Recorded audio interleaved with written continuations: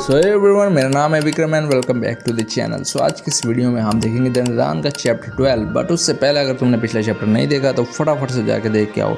बाकी आई बटन पर लिंक आ गया होगा तो तुम वहाँ से उसे जाके देख सकते हो। So without any delay video को स्टार्ट करते हैं। चैप्टर स्टार्ट होते ही हम देखते हैं कि टर्बो ग्रैनी कहती है कि उसने होकर उनके बॉल को स्पिरिट एनर्जी मेम्ब्रेन से कवर कर रखा था, जिससे अब वो एक शाइनी गोल्डन बॉल की तरह दिखता है। अगर तुम्हें एक मिलता है तो तुम उसे इमीडिएटली पहचान जाओगे।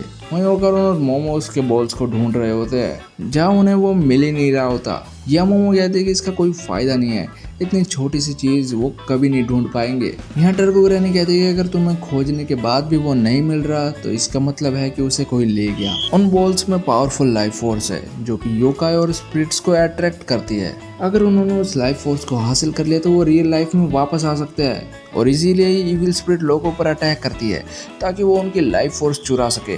जिस पर मोमो कहते हैं फिर तो ये बहुत ही बुरी खबर है, अगर किसी ने उसे उठा लिया है तो उसे ढूंढना हमारे लिए मुश्किल हो जाएगा। जिस पर टर्बो ग्रैनी कहती है कि ये तुम मुझे क्यों बता रही हो। ये सुन मोमो और ओकर को इतना गुस्सा आता है कि वो उसे पीटना शुरू कर देते हैं कि साले एक तो तूने ही उसे घुमा दिया और ऊपर से तू उसे ढूंढ भी नहीं रही है। एंड यहाँ वो लोग उसे मार मार के पापड़ बना देते हैं, जिसके बाद वो लोग वापस घर आ जाते हैं जहाँ वो ग्रैनी को बताते हैं कि उन्हें कुछ नहीं मिला। जिस पर ग्रैनी कहते हैं कि बिना किसी क्लू के तुम उसे नहीं ढूंढ सकते। मैं अपने किसी जानकार से पूछती अगर उसे कोई न्यू बॉल इंटेल के बारे में जानकारी हो तो। एंड ऑल्सो ये मत भूलना कि तुम्हारे अंदर अभी भी टर्बो ग्रैनी की पावर्स है। वैसे देखने में लगता है कि इस बार ये आउट ऑफ कंट्रोल नहीं हुआ, बट इसका मतलब ये नहीं कि ये अब डेंजरस नहीं है। इसलिए अब मुसीबत से दूर रहना तब तक जब तक हमें इसके बारे में और पता ना लग जाए। जिस पर वोकर यस मैम कह के वहाँ से चला जाता है।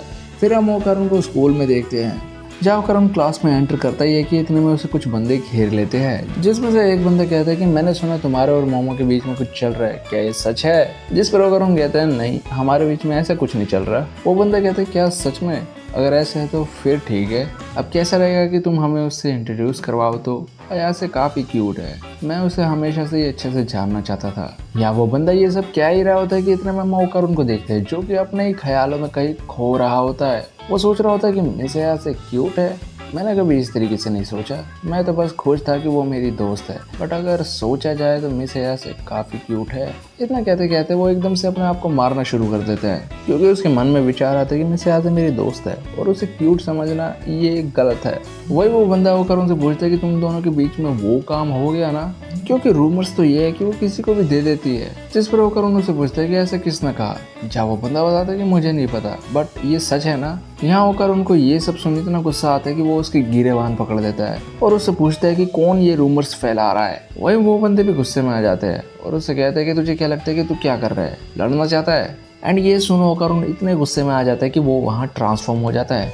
जहाँ वो उनसे कहते हैं कि मैंने पूछा आखिर ये रूमर्स कौन फैला रहा है, मोमो इस टाइप की लड़की नहीं है, समझे, और बेहतर रहेगा कि तुम ऐसा झूठ मत रिपीट करो। एंड ये सब सुन उसकी फट जाती है जब वो कहता है कि मैंने नहीं फैलाया, मैं समझ गया, अब मुझे जाने दो। एंड उसकी इतना कहती है होकर उन अपनी नॉर्मल फॉर्म में आ जाता है जहाँ वो उस बंदे की ऐसी हालत देखकर उससे माफ़ी मांगता है और अपने बेंच पर जाकर बैठ जाता है जहाँ पर वो अपनी पैरानॉर्मल किताबें पढ़कर अपना गुस्सा शांत कर रहा होता है। वहीं कुछ देर बाद उसके बैग से टर्बो ग्रैनी निकलती है जिसे देख होकर उन अपने बैग लेकर क्लास से बाहर भाग लेता है जहाँ एक सेफ जगह पर आकर होकर उन रुक जाता है। यहाँ टर्बो ग्रैनी बैग से बाहर निकल कर कहते हैं कि मैं पिछले 100 सालों से स्कूल नहीं गई हूँ, ये काफ़ी अच्छी जगह है। अगर उनसे पूछते कि आखिर तुम यहाँ क्या कर रही हो, तुम्हें तो मिस हेया के घर होना चाहिए था। टर्बो ग्रैनी बताती कि उस साइको ने मुझसे कहा कि बिल्लियों को आज़ाद रहना चाहिए और वैसे भी तुम कोई काम नहीं कर सकती। टर्बो ग्रैनी होकर उनसे कहते हैं कि तुम एक बड़ी मुश्किल में हो, उन पावर्स को संभालना तुम्हारे लिए बड़ा ही मुश्किल काम है, तो मुझे एक बार अपने अंदर जाने दो, जैसे ही मुझे अपनी पावर्स मिल जाएंगी मैं अपने रास्ते निकल जाऊंगी, ये बहुत ही आसान है। ये सब सुना होकर उन कहते हैं पागल मत बनो, तुम्हें मेरे बॉल्स वापस देने होंगे और मैं तुम्हारे इन स्मूथ टॉक में नहीं पड़ने वाला। इतना वो कह ही रहा होता है कि इतने में वहाँ मोमो आ जाती है जिसे देख टर्बो ग्रैनी अपने बैग में वापस छुप जाती है।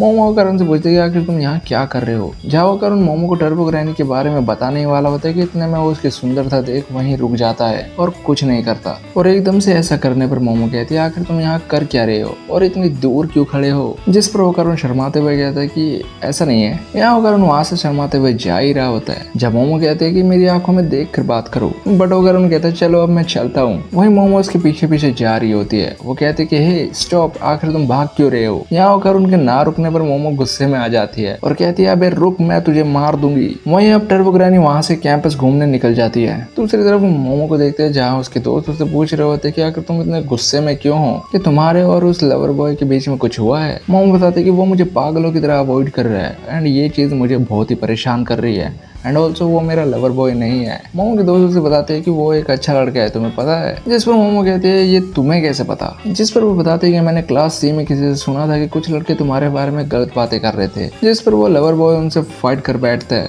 एंड ये सब सुन मोमो हैरान होती है। वहीं उसके दोस्त उसे ये भी बताते हैं कि आजकल तुम्हारे बारे में कुछ नेस्टी रूमर्स काफी फैल रहे हैं, जिसे सुन शायद उसे गुस्सा आ गया होगा। वही मोमो सोच रही होती कि अगर ऐसा है तो वो मुझे अवॉइड क्यों कर रहा है। वहीं दूसरी तरफ हम हायरा को देखते हैं, जिसे देख लड़के तो क्या लड़कियां भी अट्रैक्ट हो रही होती है। यहाँ हीरा अपने मन में सोच रहे थे कि साफ साफ देखते कि मैं कुछ ज्यादा ही प्रिटी हूँ, मैं तो हॉल तक में भी नहीं चल सकती जब तक सबकी आंखें मुझ पर ना हो। हायरा बताती कि वो चेहरे से ही क्यूट नहीं है बल्कि वो उन ब्लॉक हेड्स को देख स्माइल और वेव भी करती है, जिससे उन्हें ये लगता रहे कि एक ब्यूटीफुल लड़की उन्हें लाइक करती है और उनकी मदद भी करती है। हायरा अपने खुद की तारीफ करते हुए कहती है कि मैं काइंडनेस और ब्यूटी का कॉम्बिनेशन हूँ, बट मेरे जैसे परफेक्ट इंसान को भी कई बार बहुत गुस्सा आ जाता है। यहाँ हायरा बताती है कि उसने मोमो से बदला लेने के लिए उसके खिलाफ रूमर्स फैलाए होते हैं कि वो एक स्लट है, बट ये रूमर्स भी ज्यादा दूर तक नहीं फैले, जिससे वो और गुस्से में होती है। हायरा कहती है कि मेरे सिवा और कोई नहीं जानता कि वो बिच एक डेविल है। मैंने अपनी आंखों से देखा उस बिच के पास डेविल विंग्स थे और ये फैक्ट है कि मैं सडनली इन चीजों को देख पा रही हूँ, जिसका मतलब है कि मुझे चुना गया है एंड ये मैं समझ सकती हूँ क्योंकि आखिर मैं इतनी सुंदर जो हूँ। इस चीज का आसमान से गिरना ये प्रूव करता है। एंड ये कहते कहते हायरा अपनी जेब से एक गोल्डन बॉल निकालती है जो कि और कुछ नहीं बल्कि वो कारून के बॉल्स में से एक है, जिसे हायरा अपने पास रखी समझ रही होती कि ये एक चमत्कारी गोल्डन बॉल है जो कि उसे दुनिया से बुरे शैतानों को बचाने का मैसेज देती है, जिसे वो समझ सकती है और वो ऐसा ही करेगी क्योंकि वो एक सुंदर लड़की है। वैसे सुंदर तो है भाई, बट दिमाग से जुबी डूबी डू है भाई। एंड यहीं पर ये चैप्टर खत्म होता है। सो इसमें तुम्हारा फेवरेट पार्ट कौन सा था कमेंट करके बताना। बाकी ऐसे ही कंटेंट के लिए चैनल को सब्सक्राइब कर दो, बेल आइकन प्रेस कर दो so that our latest video keep reaching you. मिलता होगा अगले वीडियो में, तब तक stay tuned and see you next time.